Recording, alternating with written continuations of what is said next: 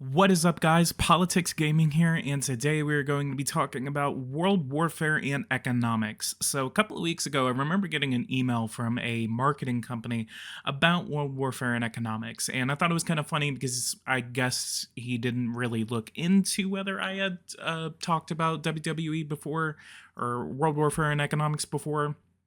And basically, I was kind of like, oh, I guess they're doing some marketing outreach now. And I actually have noticed a couple of large YouTubers playing WWE World Warfare and Economics in the past couple of days. So I'm going to refrain from calling it WWE because obviously you're probably going to be thinking of like World Wrestling Entertainment. And obviously I don't want to get some confusion there. Or maybe WW and E. But first things first, this video is sponsored by Okron Studios, so I very appreciate Okron and me and Lotus getting back on track whenever it comes to making videos about this game. So I do appreciate Okron Studio for sponsoring this video. And the next couple of videos you will see on this are going to be sponsored by Okron. So I'm very excited to finally get back into World Warfare and economics. So what we're going to be talking about today is going to be the future of World Warfare and economics. So this is going to be the first video I make on this, and then next week I'm going to go ahead and make another video. And that video will be essentially just kind of like a actual gameplay. This is kind of like, text on the screen and talking about the future and some new screenshots of what the game is going to be looking like. And then in the next video, we will actually have some gameplay, and then I'll try to make some actual content about World Warfare and economics. So anyway, let's go ahead and get started. Hello, everyone. I want to start by thanking everyone for their support, encouragement, and valuable feedback along the way. However, I must be honest, this is not where I expected to be at this stage. The game was supposed to feel entirely different and it's much smoother by now. This past May, the company's board and myself as part of the board have made a significant decision to change how things are going on. On one hand, this involved a major organizational changes and cutbacks. On the other, it provided additional funding to realize the game's full potential. Almost all of the original team members who worked on the game are no longer working with us, so progress has been slower and things have been done differently over the past few months. After much deliberation over the next steps, I decided to rebuild everything from scratch, but this is not as daunting as it sounds. First and foremost, obviously, the data has already been integrated into the engine, so in all the game's visuals are complete. So basically the world map is where it needs to be and the data is where it needs to be, but all of the game's mechanics are going to be completely changed. Regarding the timeline, this process began last June, and I anticipate releasing the first beta within the next month or two. The initial versions will not include all of the features currently available, only the features that are well built and thoroughly tested by our team will be included. Lastly, we have signed a contract with a testing company, quality assistance company, to rigorously test each version before it is released to the public. This will significantly reduce the number of bugs you will encounter. Your feedback has been invaluable, and we are fully aware that there is a long journey ahead before we reach the full release. But rest assured, we're committed to making this game everything it is meant to be. Honestly, if I have one complaint about Eversim right now, I very much wish that they would do something like this. I don't think they have the manpower, even though World Warfare and Economics has a very similar team size to Eversim, and I just absolutely think that something like this from Eversim would be amazing just to see like what their future plans are. And going on, here's how we're moving forward. First off, we have a reimagined interface. Your command center is getting a complete overhaul. Every button, every screen has been redesigned to offer a more intuitive and immersive experience, crafted from the insights of our dedicated community. Warfare is redefined. The chaos of battle is about to change. We're simplifying the war system to ensure every strategy feels seamless with a focus on the crucial balance of logistics and fuel supplies. Victory will now be in the matter of both tactics and resources. So resources are going to be way more important in this next update. Building with purpose. Construction in your nation will feel more grounded in reality. We've reworked the building time, so no more years long waits due to low building power. Now, every facility will rise at a pace that reflects your nation's true capabilities. I always thought that was kind of weird that at least whenever I first started playing it, the building interface was basically like it was like just click a button, build it, and then just let it go. And it always kind of felt the same no matter what country you were. So I'm glad that's going to be changed.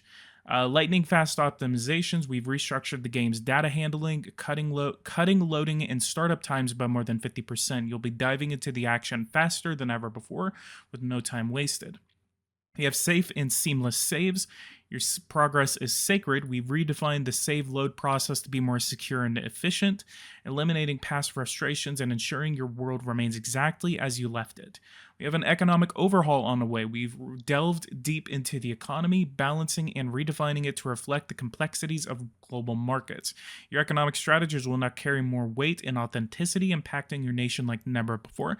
As me as a economic nerd, whenever it comes to these geopolitical games, I'm very excited to see this, as I am very I just don't think that it is a geopolitical game without a very in-tuned, in-depth economic gameplay. And that's actually something I've been telling Lotus for a while about the game, is that the economy needs to be better. And I'm very excited to see how this is going to turn out. We have expanded legislative laws. The power is in your hands. We've added a wealth of new laws and policies, giving you a greater control over population growth, unemployment rates, and much more. Shape your society with newfound precision. And then we can return back to the stars. Space is back. By the end of the year, you'll once again be able to venture into the cosmos, explore distant stars, unlock technological breakthroughs, and protect your world from asteroid threats. The final frontier awaits your command. Now, I want to see if I can just allow the asteroid to hit and just end it all. Wonder if that's going to be an option. I really hope it is, because that'll be really funny to just, be going through everything and all of a sudden, like, an asteroid just hits and just causes economic devastation to your entire society and the world. A few screenshots for our brand new UI system. We have the new UI, so we have the new loading screen right here. We have the world in the background along with the WW and E icon, and then a new way of looking at the screen. I think that's a little more simplified and it looks way better.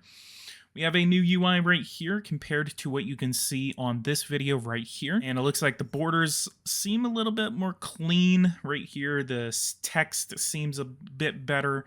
And all of this, you can see the countries in the background as you're starting the year, the scenario, everything like that.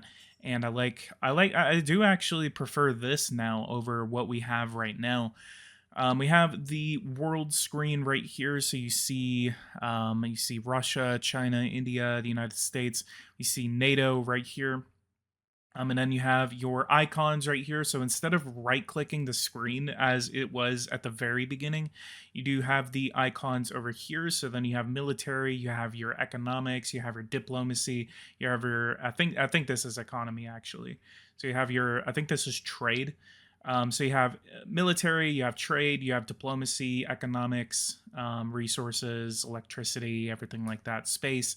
All of that's going to be right here instead of just being very hard to miss, very easy to miss whenever you had to right click it at the very beginning. And then you have your government screen, then you have your arms over here. So you see agreement already signed. I think that the diplomacy definitely needs to be worked on. You can actually see the military right here. So you have the Mirage, you have the F-14s, F-15s, Strike Eagles, Fighting Falcon, F-35. I think that's going to be a better thing that, you instead of just level 1, level 2, level 3 fighters, you're going against F-15s and Mirages and SU flankers, etc. You have your trade screen right here along with your government screen. So you see your GDP, your military right here, all the resources. I think the resources in this next update should be simplified. I think it should go into the, instead of just having it all right there, it has to be compacted into the primary, secondary, and tertiary sectors. That way, instead of me having to go through and find the specific icon, I can go into the secondary sector and find raw materials or industrial goods or something like that, or go into the primary sector and find my raw materials, and then go into the tertiary sector and then find my services, everything like that. So I think that in this next update, I know Lotus is going to be watching this video. Lotus, I definitely recommend making a primary, secondary, and tertiary sector in this next update. Going on, we have the war screens. We have the French declaring war on North Korea. And it seems that the goals of this war will be to capture the provinces of that I'm not even going to try to pronounce. But this is a war goal screen where you basically can go in and say, I want to capture these provinces and take these provinces from North Korea. And then you have your population, and you have your military power, you have your missiles, and you have your nuclear warheads. And then we have normalization agreement, and then we can build relations with other countries and then have a normalization deal and establish economic and diplomatic relations with them. So France is going to be able to recognize Palestine, for example. That is definitely not going to be controversial at all. But yeah, that is going to be this video for today. I'm very excited to see where we're going to go with world warfare and economics. Now, I'm very interested to see a lot of what has changed over the past year with WW and E. So what I'm going to be talking about over the next couple of videos is, number one, we're going to be doing gameplay. We're going to be talking about the game, what it looks like now, and then we're going to compare that to whenever this update comes out. The next thing I do want to do is I want to talk to Lotus, maybe do an interview or something like that, and then we're going to talk about how things have changed since me and him first came into contact with each other in 2021. So going way back, me and Lotus have been talking for a very long time whenever it comes to regarding this game. So he gave me access in the very early stages of the game, and I really thought it was very promising. I still believe it is very promising. It is unfortunate that this game has been taking a long time to come out into a state where it needed to be. I expected that it was going to take about a year for that, and it's definitely taken a lot longer for that process to pan out. So I really hope that this game is going to get where it needs to be over the next year. I would say not even year, let's say 6 months. And we will definitely do a comparison video where we're going to compare Geopolitical Simulator's final state and World Warfare and Economics' final state within the next couple of months. So I'm very excited to do that kind of comparison, and then I will also think about doing a interview type of interview with Lotus, and then maybe we can go from there and then talk about what the company is like, who left, everyone apparently has left, and then see just more plans where he sees this game in 5 years. If you guys are interested in that, go ahead and tell me down in the comments below, and let me go ahead and hear your thoughts on the game. Are you guys excited about this new UI update? Are you guys thinking that this should have been done maybe a year ago? Do you guys think that or is just gaming now, like, is just gaming just that ever evolving state? Like, I mean, obviously we have multiple UI changes in this game. I think this is going to be like the third time that the UI has had a major overhaul. But what I'm very excited about, again, is going to be the economics. That's what I'm very excited to see in this game. If you guys are interested, go ahead and tell me guys' thoughts down below, what you guys think about this game. I'm very excited for the economic overhaul for World Warfare and Economics. But other than that, go ahead and leave a like, subscribe to the channel if you are new, and I'll see you guys in the next video. Thank you guys so much for watching, and take care.